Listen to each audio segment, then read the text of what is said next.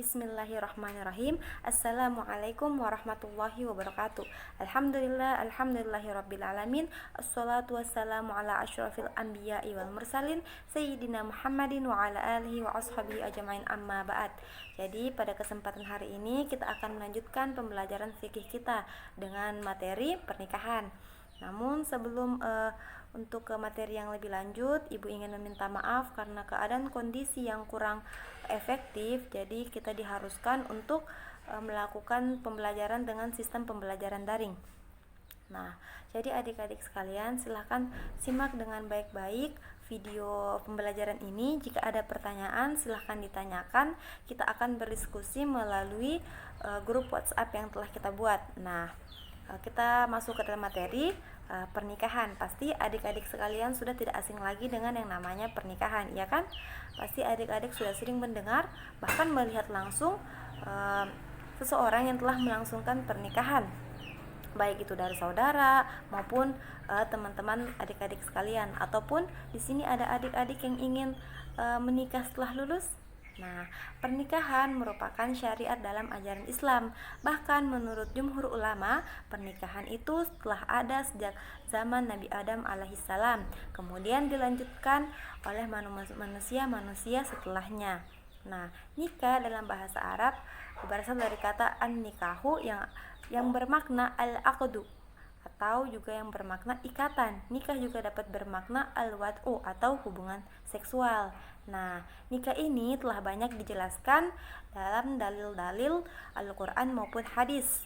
Salah satunya Quran surah Ar-Rum ayat 21. Nah, adik-adik bisa membuka Al-Quran dan terjemahannya, lalu bisa melihat isi kandungan ayat tersebut. Kemudian dalam hadis Rasulullah SAW, hadis riwayat muttafaqun alaih, barang siapa di antara kalian yang telah mampu untuk berkeluarga, hendaklah ia kawin, karena ia sudah dapat menjaga pandangannya dan menjaga kemaluannya. Dan barang siapa yang belum mampu, hendaklah ia berpuasa, sebab itu akan mengendalikannya. Nah, selanjutnya hukum nikah itu ada 5. Yang pertama itu mubah. Mubah ini hukum dasar nikah. Nah, mubah ini adalah ketika seseorang tidak didesak dengan alasan-alasan untuk menyegerakannya menikah atau mengharamkannya. Nah, yang kedua ini sunnah. Hukum nikah yang kedua itu sunnah. Itu adalah ketika seseorang ingin menikah, mampu menikah, tapi ia masih dapat mengendalikan dirinya dan menjaga dirinya dari hawa nafsu, perzinahan ataupun maksiat lainnya. Kemudian hukum nikah yang ketiga itu wajib. Wajib di sini apabila seseorang itu mampu dan ingin menikah dan ia khawatir apabila tidak segera menikah maka menjerumuskannya ke perzinahan atau ke maksiatan. Nah, hukum nikah yang keempat ini makruh. Makruh di sini adalah ketika seseorang yang tidak mampu, ia tidak memiliki harta untuk anak dan istrinya, tapi ia ingin menikah dan ia khawatir apabila tidak menikah ia akan terjerumus ke perzinahan. Makanya hukumnya di sini mampu karena ia tidak mampu menafkahi. Selanjutnya itu haram. Nah, di sini hukumnya haram karena ada 2 hal. Yang pertama, ia tidak mampu dari segi harta, dan kedua, ia tidak mampu dari segi batin atau hubungan seksual. Tetapi jika laki-laki tersebut membicarakan secara baik kepada perempuan yang akan ia pinang, kemudian perempuan yang akan ia pinang ini menerima keadaan si laki-laki tersebut dengan lapang dada dan setulus hati, maka keduanya diperbolehkan untuk menikah. Nah, setelah membahas hukum nikah, selanjutnya yaitu rukun nikah. Rukun nikah ini adalah sesuatu yang sangat penting karena jika salah satu rukunnya tidak terpenuhi, maka nikahnya juga dianggap tidak sah. Nah, yang pertama yaitu calon mempelai pria. Ketika menikah pasti harus ada calon mempelai prianya. Namun calon mempelai prianya ini harus memenuhi syarat seperti dia sudah baligh, dia berakal sehat, tidak berdasarkan paksaan, dia beragama Islam, dia tidak sedang dalam keadaan ihram haji maupun umroh, juga dia bukanlah semahram dengan yang akan ia nikahi. Nah, selanjutnya yaitu rukun nikah yang kedua yaitu calon istri. ketika seseorang menikah, ada calon mempelai suami, juga ada calon mempelai istri. Calon mempelai istri ini juga harus memenuhi syarat, seperti ia sudah dewasa atau baligh, dia berakal sehat, tidak dalam keadaan terpaksa, ia tidak sedang dalam keadaan masa iddah, ia tidak dalam keadaan ihram umroh maupun haji, ia bukan mahram dari laki-laki yang akan dinikahi, dan perempuan ini Islam.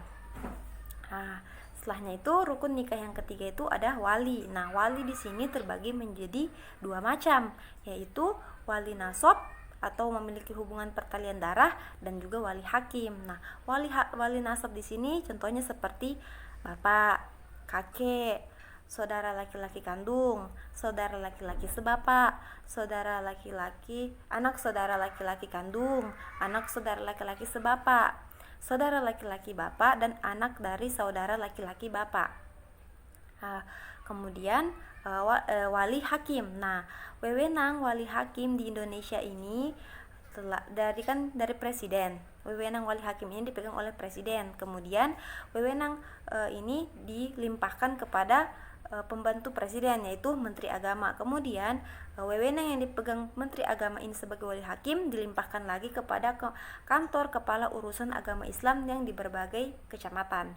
Nah, wali juga ini tidak bisa dipilih dari orang yang sembarangan. Wali di sini harus dewasa. Kemudian dia berakal sehat. Kemudian dia laki-laki, jadi walinya di sini tidak boleh perempuan. Kemudian dia beragama Islam. Kemudian dia cerdas. Dia di sini adil. Dia di sini adil dalam arti dia adalah orang baik, dia adalah orang soleh, dan dia adalah orang yang membiasakan diri untuk menjauhi perbuatan mungkar. Oke, selanjutnya yaitu rukun nikah yang keempat, yaitu adanya dua orang saksi. Dua orang saksi di sini juga harus memenuhi syarat, yaitu dia sudah dewasa, ia berakal sehat, ia beragama Islam, ia laki-laki, ia dapat berbicara, ia dapat melihat, dan juga ia tidak sedang dalam keadaan berihram umroh maupun haji. Nah, rukun nikah yang kelima itu ialah adanya ijab dan kabul. Ijab di sini adalah ucapan wali dari mempelai wanita kepada si mempelai laki-laki, tanda penyerahan. Nah, kemudian kabul di sini adalah ucapan si mempelai laki-laki kepada mempelai wanita sebagai tanda penerimaan. Oke, setelah kita membahas tadi rukun nikah, hukum nikah, sekarang kita membahas tentang kewajiban nikah. Kewajiban nikah itu adalah kewajiban antara suami dengan istrinya dan kewajiban istri terhadap suaminya. Kewajiban suami terhadap istrinya yaitu ia memberikan nafkah lahir maupun batin kepada istri dan anak-anaknya. Sedangkan kewajiban istri kepada suaminya menurut para fuqaha ialah hanya memberikan pelayanan. Namun di sini istri juga harus mematuhi perintah suami selama itu dalam hal batas wajar dan bukan kemaksiatan. Dan istri juga wajib menghormati suami dan juga mendidik anak-anaknya. Nah, kemudian setelah membahas kewajiban suami istri, kita juga harus membahas tentang pernikahan yang dilarang. Seperti tadi, ada pernikahan yang hukumnya haram. Nah, pernikahan yang dilarang itu seperti pertama, nikah beda agama. Sesuai dalam Quran surah Al-Baqarah ayat 221, baik itu perempuannya yang muslim menikahi laki-laki yang non muslim maupun laki-laki yang Islam menikahi perempuan yang non muslim itu diharamkan. Kemudian nikah mut'ah. Nah, nikah mut'ah ini atau sering kita dengar dengan nikah kontrak. Nah, nikah kontrak ini adalah nikah yang mempunyai mas kawin itu tertentu, sudah ditentukan, memang juga mempunyai batas waktu. Misalnya si A menikah dengan si B dengan nikah kontrak dan batas waktunya cuma 2 minggu. Jadi setelah 2 minggu mereka sudah bercerai karena batas waktu menikah mereka sudah habis. Kemudian nikah syigor. Nikah syigor ini adalah nikah namun dia tuh tanpa mahar, karena si pihak mempelai laki-laki ini membuat perjanjian dengan wali dari wanita yang ia nikahi bahwa ia akan menikahkan perempuan di bawah perwaliannya kepada si wali dari perempuan tersebut ini.